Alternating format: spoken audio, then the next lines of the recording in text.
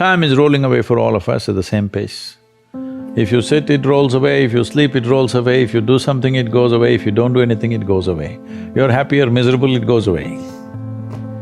Time is running out for all of us. So it's only the energy that you can do different things with. If you bring your energies to a certain level of intensity and possibility, what somebody does in 10 years, you may do it in 1 year. This means if you live here for 100 years, it feels like in people's impact that you've created, it feels like you lived here for 1,000 years, simply because you have managed your life energies in a certain way. So for me, a human being impactful means, how conscious have you become? This is very important. Because if you're in compulsive cycles, then your energy gets wasted in so many things. If you observe people in a day, let's take 24 hours, in that anyway most people by prescription in America they sleep for 8 hours So 8 hours means 1/3 of life is gone. In the remaining 2/3 they have to eat, they have to, shower, bathroom, this, that, all this, another 2-3 hours gone. So literally 50% of life is gone, daily basis, just for basic maintenance of this life. 50% of the time is gone in maintenance, remaining 50%, what they have. If you look at every single move that they may make with their body, their thought process, their emotions, you will see a whole lot of it is happening in compulsive cycles. Or in other words, if you are little sensitive to life, you will realize you are the biggest issue in your life. You are never the issue in your life. I'm not the issue. My thought, my emotion, my body is never the issue. My thought, my emotion, my energy and my body are my instruments of function. They are not impediments in my life. But I would say for 90% of the human beings, their own body, then the compulsions of the body, the compulsions of their thought, the compulsions of their emotions are ruling them most of the time. So when you yourself are a problem, well, you're on self-help.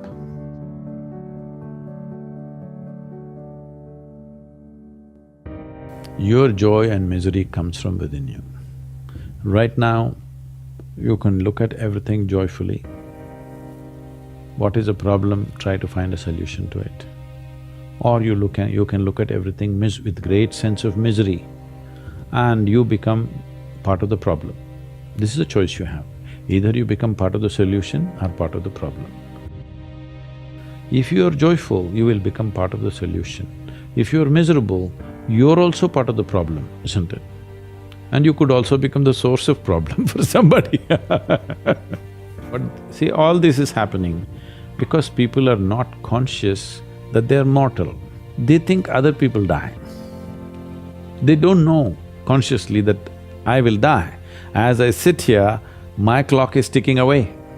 What is ticking away is not the clock, life is just ticking away. As you sat here, both of us are 30 minutes closer to our grave, yes? If you're conscious of this, you would manage your life in the best possible way.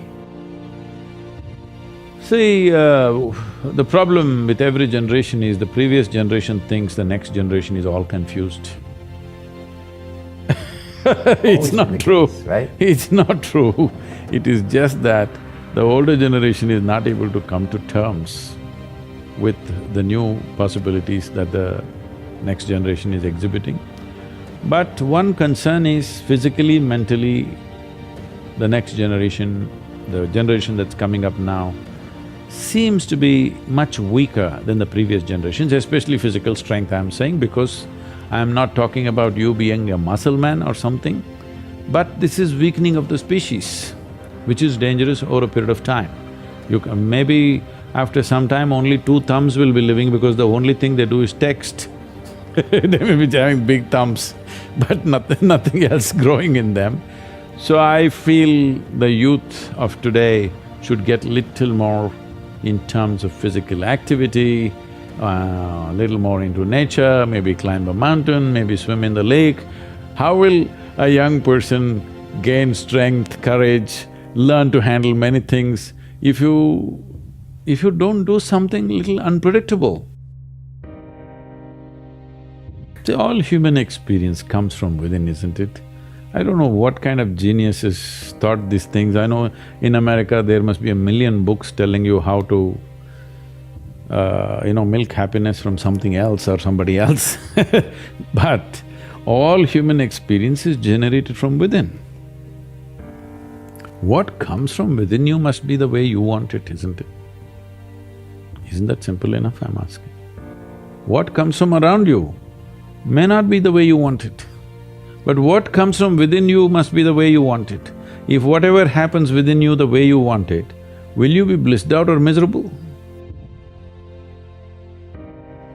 When you understand life as a race, if you're in a race, what's the objective? You must reach the finish line quick, isn't it? What is the finish line of your life? Death. There you have it. This may not be a conscious process, but life within you is understanding it like that. Whether you are conscious of it or not, any human being. Right now, if you make yourself miserable, you must understand you are sending a message to every cell in the body that I don't want to live. You might not have articulated it in your head yet, but when you become miserable, you notice suddenly your body seems heavy and it's like, doesn't want to get up from this chair. When you're happy, you're willing to bounce at everything and do everything, bend backwards if necessary. Why this is happening is the message has gone to every cell in the body, this guy wants to die. They're all thinking, okay, what can we do to help him? But by then, of course, you'll recover. So you want to die, you want to live, you want to die, you want to live. The body is getting confused because you must understand this is a very intelligent body. It's taking instructions from you. Every cell in the body has enormous sense of memory and intelligence. If you keep sending wrong messages, if they act, you're dead. Because you're sending contradictory messages, you're not dead, you're half dead. You can give it any number of exotic names. Essentially, you have turned your intelligence against yourself. See, you just see, you look at your own picture when you were 5 years of age, it's like this. Slowly it's becoming like this. What is it? You're dying in installments. The more conclusions you make, the less alive you become. This is all that's happened to people. They call this knowledge. This is not knowledge, this is just conclusions that you're drawing about everything. See, with all this scientific exploration, the fact is that even today, we do not know one single atom in its entirety. We know how to use them, we know how to use everything on this planet, but we don't know anything about anything. Over 90% or 99% of an atom is empty. We don't know what that emptiness contains. Over 99% of the cosmos is empty. We don't know what that is. So, this is like I give you a 1,000,000-piece jigsaw, but you found in your hands, you have only 3 of them. With these 3, you make a picture and you're euphoric that you made a picture. Well, I'm sorry, there are 1,000,000 pieces to this. I'm not interested in how much somebody is doing. I'm very interested in how they're doing it, because that's what changes the quality of who we are.